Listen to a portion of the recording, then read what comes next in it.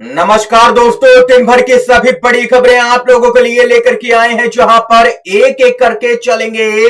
सभी बड़ी अपडेट्स आप तक आगे इसी वीडियो में पहुंचाएंगे। लगातार हमारे साथ आगे इसी वीडियो में बने रहिएगा। खबरों में बढ़ने से पहले अगर आप लोग भी दोस्तों यही मानते हैं कि 24 के चुनाव में जनता परिवर्तन के मूड में नजर आ रही है, तो अभी इस वीडियो को लाइक कीजिएगा, चैनल को सब्सक्राइब करके कमेंट बॉक्स में #वी सपोर्ट इंडिया जरूर ही कमेंट कीजिएगा। पहली बड़ी खबर जो आ रही है सामने निकल के आप लोगों को बताते चले दोस्तों, बेहद ही बड़ी जानकारी आ रही है। यह संयोग है या प्रयोग? एक तरफ सुप्रीम कोर्ट वीवीपैट की पर्ची की सुनवाई कर रहा था और वहीं गृह मंत्रालय में आग लग गई। बताते चले, आग में कई कंप्यूटर और कई महत्वपूर्ण दस्तावेज जलकर के खाक हो गए। सुप्रीम कोर्ट के सीनियर एडवोकेट प्रशांत भूषण ने यहां पर ऐसी ऐसी दलीलें दी हैं सुप्रीम कोर्ट में, जिससे जस्टिस खन्ना इस केस को क्लोज नहीं कर पाए। जैसा कि पहला उन्होंने यहां पर किया था, ईवीएम की सारी याचिकाएं रद्द कर दी थी, लेकिन इस बार जज साहब ऐसा नहीं कर पाए क्योंकि दलीलें ही कुछ ऐसी रखी गई सुप्रीम कोर्ट में। आपको बता दें कि इस केस में अब अगली तारीख 18 अप्रैल की है और इस केस में कई याचिकाकर्ता भी हैं। मांग की गई है कि 100% वीवीपैट पर्चियों की गिनती की जाए। इसके साथ ही अगर आप लोग भी इस मांग से सहमत हैं तो वीडियो को लाइक कीजिएगा। एक और बड़ी खबर की तरफ दोस्तों बढ़ते हैं।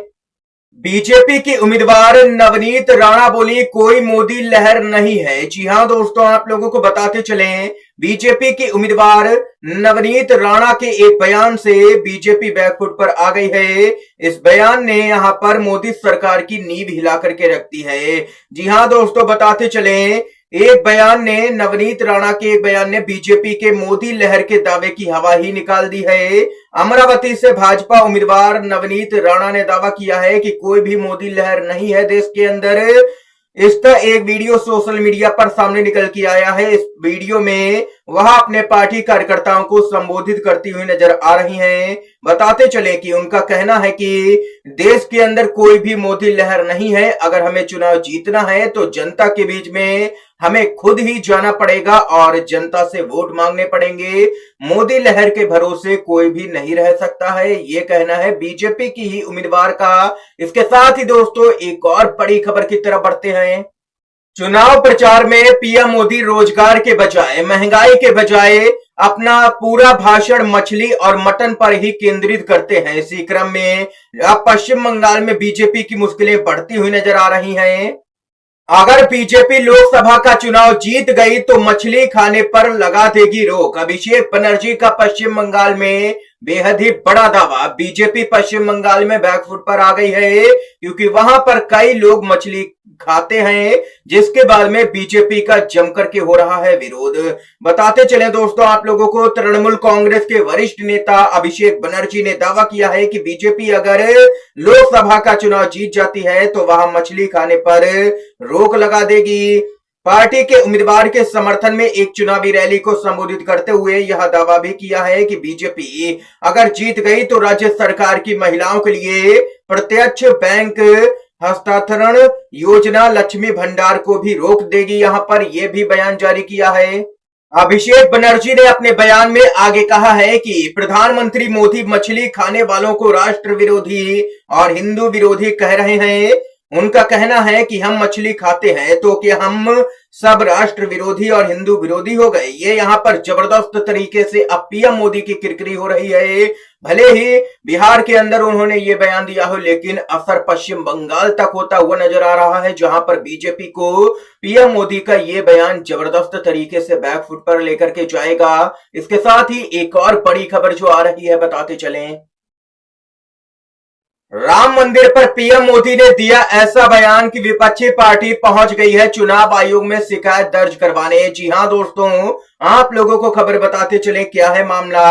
भारतीय कम्युनिस्ट पार्टी के महासचिव सीताराम येचुरी ने चुनाव प्रचार के दौरान आदर्श आचार संहिता के उल्लंघन का आरोप लगाते हुए चुनाव आयोग से पीएम मोदी की शिकायत की है। उन्होंने मुख्य चुनाव आयुक्त राजीव कुमार को पत्र लिखा है। येचुरी ने हालिया प्रचार रैलियों के दौरान मोदी के द्वारा राम मंदिर अभिषेक पर दिए गए कुछ बयानों पर चिंता जताई गई है।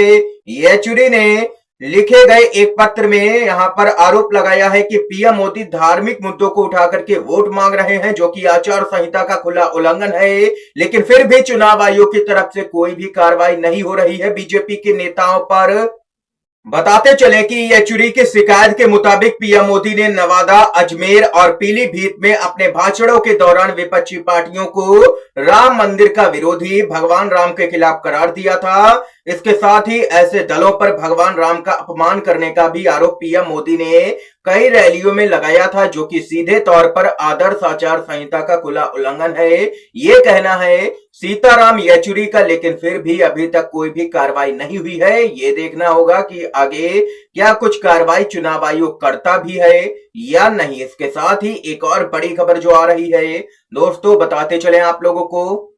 हरियाणा में अन्नदाता के सवालों से बीजेपी जेजेपी के छूट रहे हैं पसीने, गांवों में घुसना मुश्किल हो चुका है, नौबत माफी मांगने तक पहुंच चुकी है। जी हां दोस्तों, बताते चले हरियाणा में अब अन्नदाता सत्ताधारियों से सवाल कर रहे हैं। नतीजे में बीजेपी जेजेपी के पसीने छूट रहे हैं। अन्नदाता पूछ रहा है कि उसकी राह में कीले आखिर क्यों बिछाई गई, उस पर आंसू गैस के गोले क्यों दागे गए, लाठियां क्यों बरसाई गई, वह शहीद होते रहे, सरकार तमाशा देखती रही। राज्यों की सीमाओं को भारत पाकिस्तान बॉर्डर बना दिया गया था। अन्नदाता कह रहा है कि अब मेरा वक्त है, लिहाजा लोकसभा चुनाव प्रचार के लिए बीजेपी जेजेपी नेताओं का गांवों में घुसना मुश्किल हो गया है, नौबत माफी मांगने तक की आ गई है। लेकिन किसान तो जवाब चाह रहे हैं और उनका दो टूक कहना है कि हम इसका बदला लेकर के ही रहेंगे, वोट की चोट देंगे बीजेपी को। हरियाणा के अंदर ये यहां पर दोस्तों खबर सामने निकल के आई है, किसान अब बीजेपी से हिसाब मांग रहे हैं।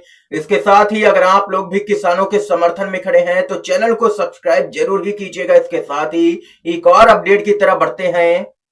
अपनी विफलताओं से ध्यान भटकाने के लिए धर्म की राजनीति कर रही है भाजपा। सचिन पायलट ने चुनाव आयोग पर भी सवाल उठा दिए हैं।